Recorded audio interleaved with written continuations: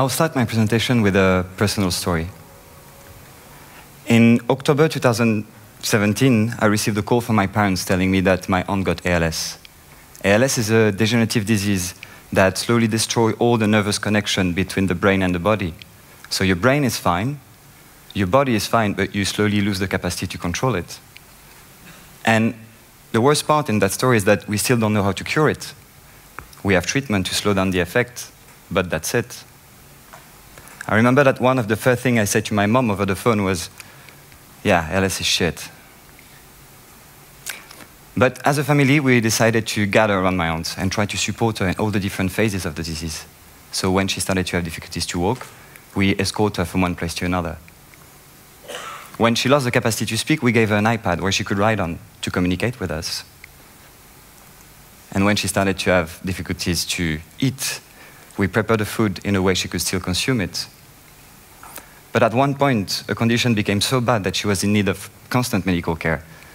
And we had no trick left to make sure that she could stay at home with us. During that time, at the hospital, she reflected on the condition and started to write about it. I selected a small extract from a poem she wrote that I think is really relevant to understand a condition. All the thoughts locked in the inside are driving me mad. I will explode verbs, shit adjectives, vomit eloquence. A few times after writing that text, my aunt started to talk about the end-of-life choice.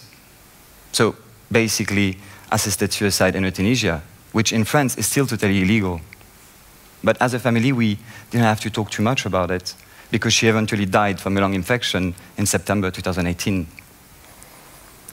A few months after she passed, I realized that I still didn't have any opinion on the topic. Personally, and from what I witnessed, I was convinced that my aunt would have been entitled to have access to it. But I had no opinion on a more general level. So I started to bring the conversation at the table every time that I had the possibility to do so, with friends, family, fellow students even. And it has been one of the most frustrating times of my life. Because people wouldn't engage in a true dialogue around the end-of-life choice and try to escape the conversation as soon as it started with some generic answers like, it's more complicated than when you think. Or, we can't just kill people because what if we find a cure in the next future? At that point, I realized that if I wanted to talk about the end-of-life choice, I needed to reframe my communication because I was confronted with a taboo. So, ultimately, create a new context to talk about a taboo. A taboo is, by definition, a sterile communication restricted by social custom and in association with a particular topic. And the word topic here is really important because a topic is always in relation with a certain context. So, if the taboo here was the end-of-life choice, I need to redefine a new context to talk about it. And I decided to root for the empathic experience. So, eventually, create an empathic experience to talk about the end-of-life choice, which led to my project Unfit to Live. Unfit to Live is an immersive and performative experience of ALS restrictive condition. During the first phase of the performance, I gathered an audience around the installation and asked for a volunteer willing to experience it. The volunteer is placed on a mattress, tied to it, and given a button that I decided to call the exit button. At any moment, if he or she wants to escape from the performance, pressing that button will give me the signal. The mattress is then rolled in a one-way mirror box, meaning that the person inside the box can see everything that is happening outside. But for the audience, it is just a mirrored box. This effect is a trick that represents two of the most restrictive conditions of ALS. The first one is being a spectator of your own life. Because if you're aware about everything that is happening outside, you don't have the possibility to communicate with people. And they won't have the possibility to communicate with you either because you're simply not responsive. The second aspect is the feeling of claustrophobia with the notion of space. You can be in the most open space there is, yet you will feel trapped in your own body. At that moment, what I want the audience to think, and ultimately what I want you to think, is yeah, ALS is shit.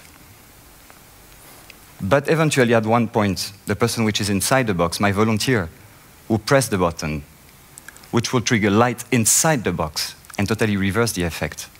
What was a mirror's box before is now a glowing box where the audience can see inside. And this is when the performative aspect starts. Because I, as a master of ceremony, I wouldn't react. Until eventually someone urged me to. Which leads to my first question, why should I? I am the representation of the authority here. I and I alone have the power to open that box. But what if I decide that that person can stay a bit longer? What if I deny them that choice?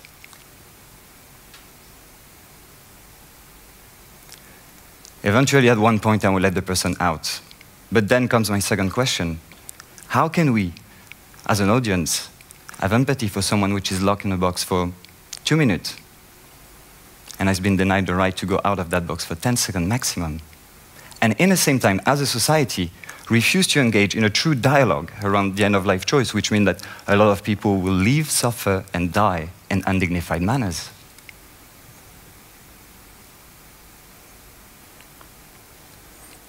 With Unfit to Live, I'm using ALS condition to shed light on the right to die movement, of course.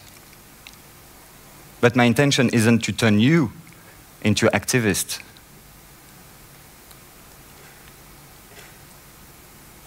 The project came from the belief that we need to understand those people condition, these people condition, to question the legitimacy of our own opinion. So now I have a question for you.